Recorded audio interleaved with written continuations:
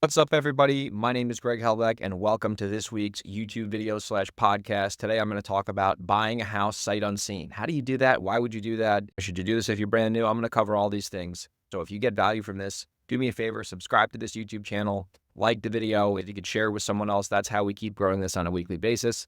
A little bit about me. I've been a full-time real estate guy now for almost a decade. I've done over 300 properties, and I got a lot of experience doing flipping and rentals and wholesaling in multiple markets, primarily the West Coast and the East Coast. Everything you hear from me is going to be real-life, practical information, not regurgitated theory out of a book. This is a way that I can give back to people and share the lessons that I've learned. So, buying a house sight unseen. First of all, I'll start with this. If you're brand new, you've never done a real estate deal before, never do this. Never buy a house sight unseen until you've probably done 20 or 30 deals, because there's a lot of things you learn in real estate the hard way and a lot of things you learn in real estate just by experience and having a lot of at-bats at the plate.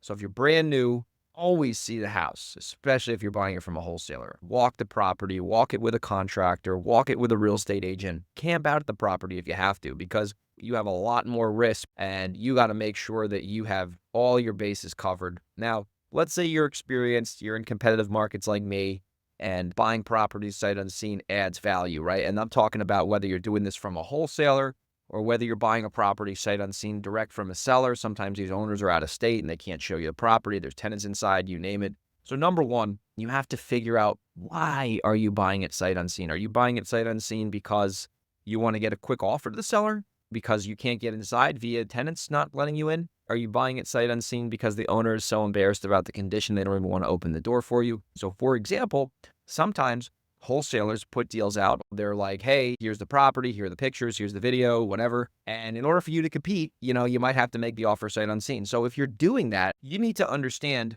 is the wholesaler sharing all the information with you? Because you could make a great offer sight unseen, and then the wholesaler cannot disclose to you that maybe the foundation's jacked up, maybe they didn't know about it, or they don't want to share it with you.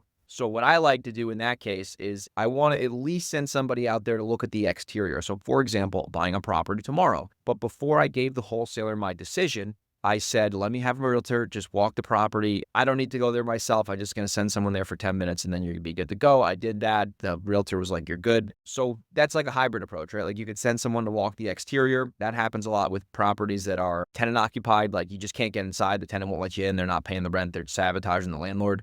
So like in that case, you got to assume like, okay, I have to base my numbers off of the tenant not letting me in. So I got to make my offer extra lower, which is the other lesson I was going to share with you.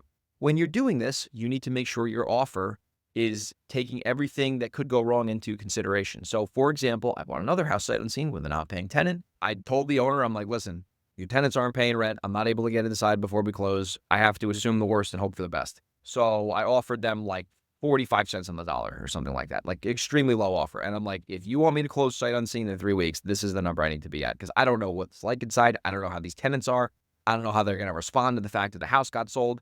There's so much risk in there. So at the end of the day, the more certainty you have as a buyer, the more money you might be able to pay. But the less certainty you have, the less amount of money you're going to have to pay. So in that situation, I was like, the tenants are probably going to trash it, and it's going to take me like a year or two to get them out, which ultimately was true on both ends.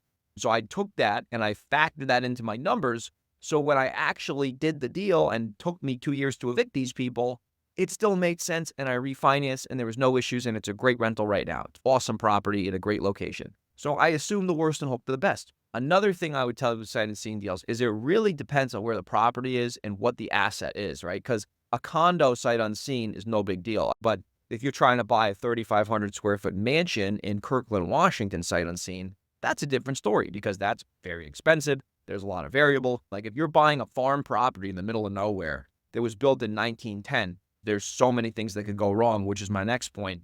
Look at the year built of the property. If the property was built before 1930, go out there and see it, because the older properties just have tons of issues with them. That's inevitable. That's the best advice I'd give you for sight unseen, and I'll summarize it one more time. If you're brand new, never do it. If you're going to do it, try to send someone out there to do an exterior walk if you can. If you can't, it is what it is. And then number 3 is assume the worst and hope for the best. So if you think via the pictures and videos, it's a 130 rehab, put in your numbers, it's 150. That $20,000 should be more than enough buffer. And you can get a lot of deals sight unseen. I'll tell you what, like when I'm selling wholesale deals, like as the seller, I put a lot of value on the person who can offer me a sight unseen offer and actually stand behind it because I don't have to worry about access and showings and all that kind of BS. So it's valuable. If you're an experienced investor, it could be something that can give you an advantage. So hopefully you got value from that. And if you did, and you're in Seattle or New York or Delaware or Reno or San Diego, and you have a house you want to wholesale to me, if the numbers make sense, hell, I'll buy it sight unseen. Send me an email, greg@velocityhousebuyers.com, and I will see you on the next video. Take care.